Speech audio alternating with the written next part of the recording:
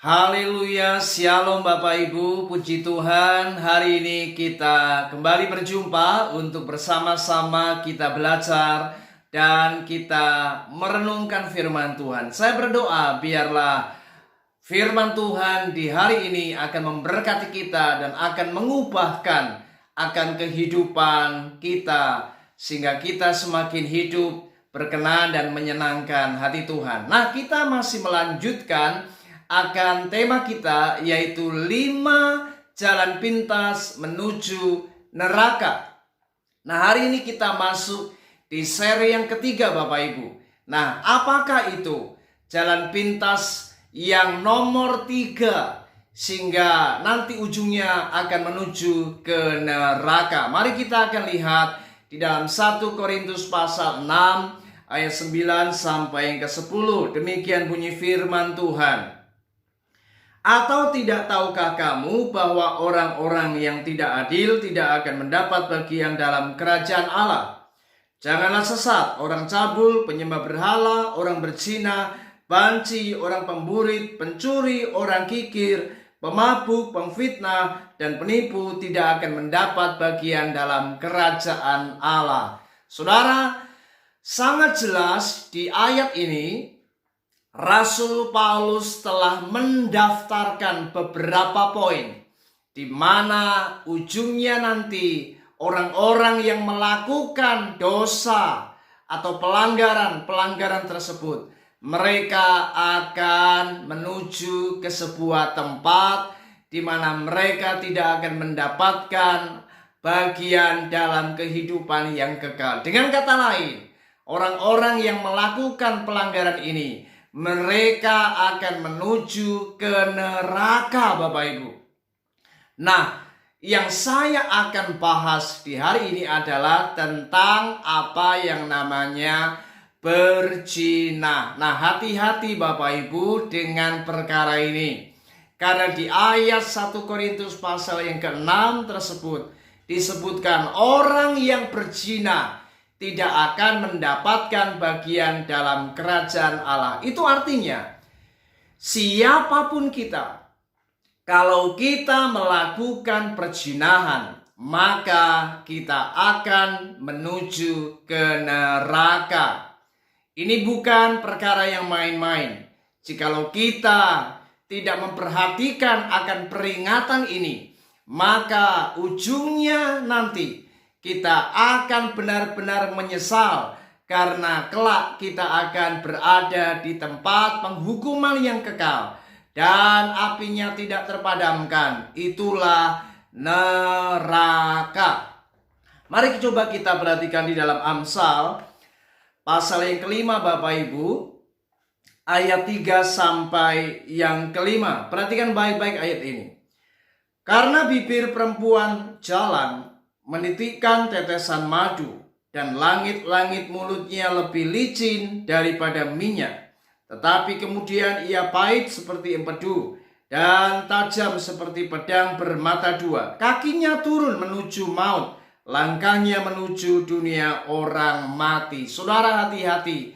Ini merupakan sebuah peringatan untuk kita menjauhi apa yang namanya perzinahan. Karena ternyata dikatakan kakinya turun menuju maut, langkahnya menuju dunia orang mati. Nah, coba kita lihat di Amsal 7. Sekarang kita lihat di ayat 25 Bapak Ibu sampai 27. Dikatakan, janganlah hatimu membelok ke jalan-jalan perempuan itu, dan janganlah menyesatkan dirimu di jalan-jalannya, karena banyaklah orang yang gugur ditewaskannya. Sangat besarlah jumlah orang yang dibunuhnya. Rumahnya adalah jalan ke dunia orang mati, yang menuju ke ruangan maut. Wow, saudara, ternyata ayat ini lebih mempertegas bagaimana mereka akan berada di ruangan maut. Bahkan rumahnya adalah jalan ke dunia orang mati. Yang dimaksud di ayat-ayat tersebut, baik di Amsal 5 maupun di Amsal 7 ini berbicara tentang neraka. yaitu tempat dunia orang mati, di mana di sana ada yang namanya api yang tak terpadamkan. Itu sebabnya saudara, mari hari ini kita harus benar-benar bertobat dari perkara apa yang namanya berzina. Mari hari ini jangan main-main. Jika hari ini kita masih melakukan dosa ini, cepatlah bertobat selagi masih ada kesempatan. Mari minta ampun kepada Tuhan. Kalau Anda perhatikan di dalam firman Allah, dosa perzinahan adalah dosa yang benar-benar sangat serius.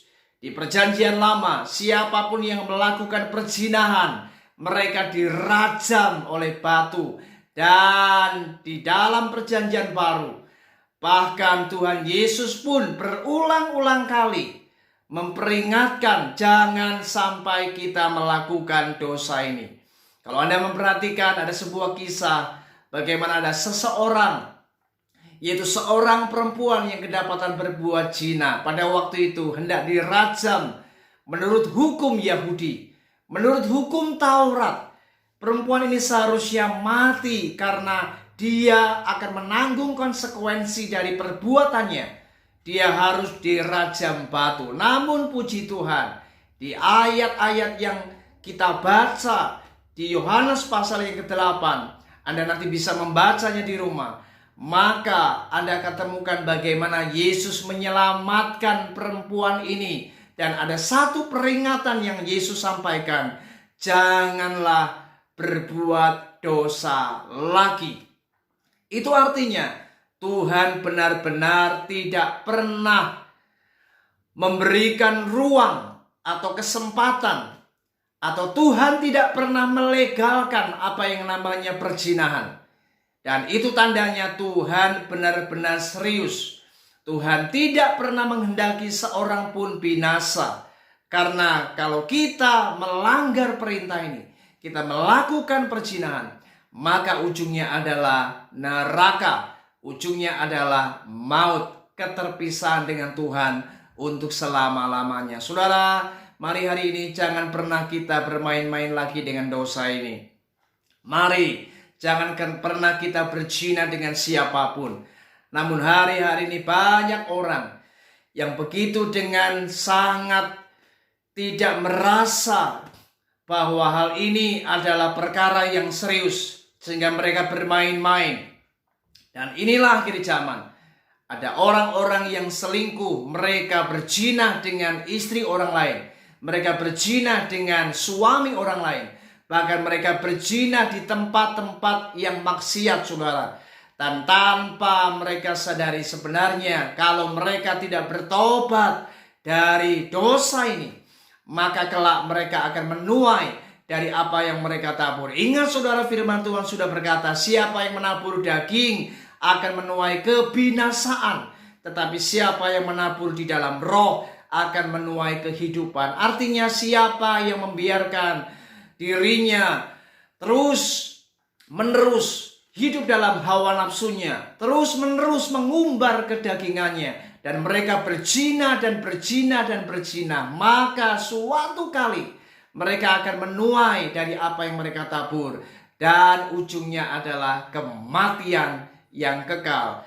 Dengan kata lain, upah dosa zina itu adalah neraka. Oleh sebab itu, biarlah renungan yang singkat ini menyadarkan kita, selagi ada kesempatan, minta ampun dan bertobatlah hari ini. Dan jangan pernah melakukan akan perzinahan lagi. Bertobatlah.